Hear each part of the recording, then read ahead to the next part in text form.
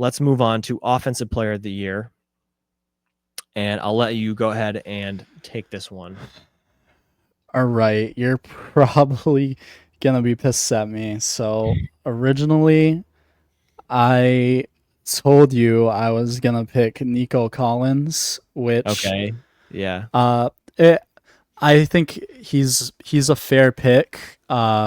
I was gonna go with him just because I didn't want to pick the obvious and Jamar Chase. Sure. And people forget that before that injury last year, Nico was leading the league in almost every wide receiver category. Yeah. So I think he's gonna be a beast, but I changed my mind. I'm picking someone else that's probably gonna blow your brains away. But this person fell to me in my fantasy football draft last night, and he was very much the only quarterback I could get. So I'm just speaking it into existence. I'm gonna say that the offensive player of the year will be Caleb Williams. Dude, what you come on. You don't think that's possible, man? No way, dude. No chance. I'm going with Caleb Williams. Not a chance. Fantasy champion, baby. I'm going with Caleb. You're really manifesting that, aren't you? Oh Dude, my god. I never would have expected you to say that. But think about it. Do you genuinely think that though? How can you not?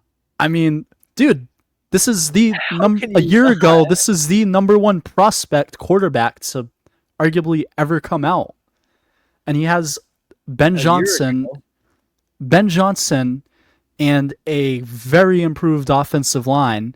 And I'll just say this, he didn't last year as a rookie, he did not have a bad season. It was just outshined a lot by Jaden Daniels. And you could see even with that offensive line, the talent is there. Like, he's not like a Jamarcus Russell bust. Like, the talent is there with this guy. And he has the offensive line now. He has the offensive-minded coach who, if you see what he did with Jared Goff, I mean, I personally don't believe Jared Goff is that phenomenal. I think most of it was Ben Johnson and all the pieces around Goff that made Goff so great. And a lot of their players on the Lions, they still have. So do I think Jared Goff will still be good? Yes, not as good when Ben Johnson was there, but yes, he'll be good. But Caleb has Ben Johnson now, the best offensive guru in the league, honestly. I mean, I can't think of who's better. I mean, you could make an argument, maybe McVay, maybe Kyle Shanahan, but outside of that, Ben Johnson, with the weapons that Caleb has, that team has weapons. I mean, they do, kind of, I guess.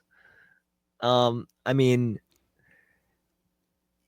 yeah, you talk about Jared Goff, first of all. I mean, I think Jared Goff is a good quarterback, and I think he benefited from good coaching. But I think the flaw that Caleb Williams has that Jared Goff doesn't have is holding on to the ball too long. I think that I will give you that. He did hold on to the ball too long his rookie season. I will give you that. If Caleb Williams can correct that issue, I think there's a chance. Offensive Player of the Year feels like a lot. I think that I don't know. Yeah, well, Joe Burrow won it last year. No, he didn't. No, Joe Burrow won Comeback Player of the Year. Sorry, comeback. Yeah. Jamar Chase won it, I believe. No, Saquon did. Oh, I'm an idiot. Yeah, Saquon. But right. Jamar Chase, I mean, if it wasn't for Saquon doing what he did, then Jamar Chase would have won it, which is crazy that we had two of the most impressive offensive seasons from a skill position ever in the same season. Yeah. But MVP is really like the quarterback award, and then I don't see them giving the offensive player of the year award to a quarterback unless it was like that close when it comes to MVP. I feel like they've done it recently where they did give offensive player of the year to a quarterback. Did they? Yeah, I was gonna. That's the one thing that, like, that's the biggest thing about Caleb actually winning it when I was thinking about it. Like, that's usually a skill positional award. Um, Yeah. but like I said, I don't. He's But on my team. if he's impressive enough, then he could win it. But then if he's impressive enough to win that, to me, that means he's better than any other quarterback, which means he would win MVP.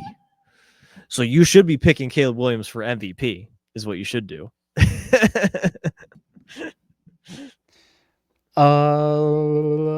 Offensive player of the year. Oh no, dude, they give it to quarterbacks all the time. Do they? Yeah, Lamar What's 2019, Mahomes 2018, so Cam Newton 2015, and Rodgers then 2011. all right. Okay. Well, fuck me then. And those were years that I mean, quarterbacks obviously won MVP that year. Yeah, they must have just been the Because second best quarterback. well, yeah, 2019, Mahomes and Lamar were super close, and then I think Mahomes won Mahomes MVP, won it. and Lamar they gave him Lamar Offensive got Player of the Year. offensive. Yeah. And 2019, I'm trying to think in my head of like what other positions were really that great that year, but I feel like it might have just been a year where there wasn't necessarily a running back or wide receiver that was producing at a high enough level to merit a offensive player of the year award. So I think it'll depend. You know, I guess there's a chance for a quarterback to win. It just depends on, you know, people at other positions if they perform. But let me go ahead and give mine. I would like to think it's a little bit more realistic. I believe this It guy has definitely higher is. odds than Caleb Williams. I am going to pick Bijan Robinson. Yeah. Actually, ironically enough, a guy that I have on my fantasy team too. So we're both manifesting the same sort of things, right? We both want our fantasy guys to do good. Bijan was the best running back last year, except for Saquon. If Saquon didn't Without a run for doubt. 2,000 yards, then Bijan would have been, and if it wasn't for Jamar Chase, like Bijan would have been in that conversation Hmm. because he had over 1,600 yards last year, which is just insane. Let me just go ahead and fact check myself.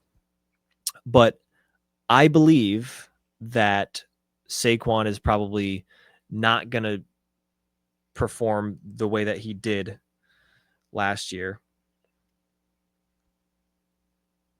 Yeah, Sorry, that's a very good point. It was not 1,600. It was 1,456. And that's just rushing yards. So I'm sure that he had some receiving yards too to put him probably around that mark for scrimmage yards. I believe that Saquon will have a not as good of a season as he did. He's not going to hit 2K again. So I think that opens the door for someone like Bijan. I don't know if Bijan's going to run for 2K, but if he runs for 1,600 yards, Very and good shot at winning it. if Saquon comes back down to earth and only has 1,400 or 1,500, then I think there's a good chance Bijan can snatch that crown. I also don't think that Jamar Chase is going to have the exact season that he had last year either. I think he will probably regress a little bit. And I'm going to probably once again give an incorrect stat, but let's go ahead and just look it up so I don't give wrong information. 1,700 yards Jamar Chase had last year. I was going to say 1,700 yards. So once again, yardage and stats are not everything, but if someone rushes for 1,600 yards and Saquon has less than that, and then he has more yards than the best receiver, if Jamar dips below that 1,600 mark, I feel like Bijan has a really, really good chance to do something like that. And, I don't know if Atlanta necessarily as a team is going to be that great, but I think that Michael Depends on Penix, Penix. he probably, so I think that Bijan will benefit in two ways from Michael Penix. Penix will probably have some growing pains and have times where he's not great. And when those times come, they're going to have to lean on Bijan. And Bijan's going to be the focal point of their whole entire offense. When Michael Penix is doing good, I think Bijan will still benefit because he's going to still get the checkdowns and end up in those red zone drives where they're already in scoring range and he'll punch it in, things like that. So I think that Bijan has a great opportunity to have a phenomenal offensive season. He did it last year with Kirk Cousins and Penix for part of the year, and I think he could 100% improve on it this year. So that's that. I will say I completely agree with you on the Saquon part. I think he's going to regress. I think he's still going to be great, but he's going to regress. I don't see him having the same season again. But I will say it's more likely that Saquon regresses and Jamar doesn't because Saquon is older. Running backs gain more mileage just from volume than wide receivers do, usually. Mm-hmm. And Saquon doesn't have to be amazing for the Eagles to be good. Like, Jamar kind of does. Like, Joe Yeah. Burrow, Jamar T, and that's it. That's all. That's what they're gonna have to do that again. So only, I mean, will Jamar get 1,600? No, maybe not. He might get 14, 1,500. But I just see Saquon regressing more than Jamar this year. Yeah, I'd agree with that. Yeah. I also But think, I like Bijan a lot as that pick too. Like that's very solid. yeah. Thanks, Jude. Appreciate you.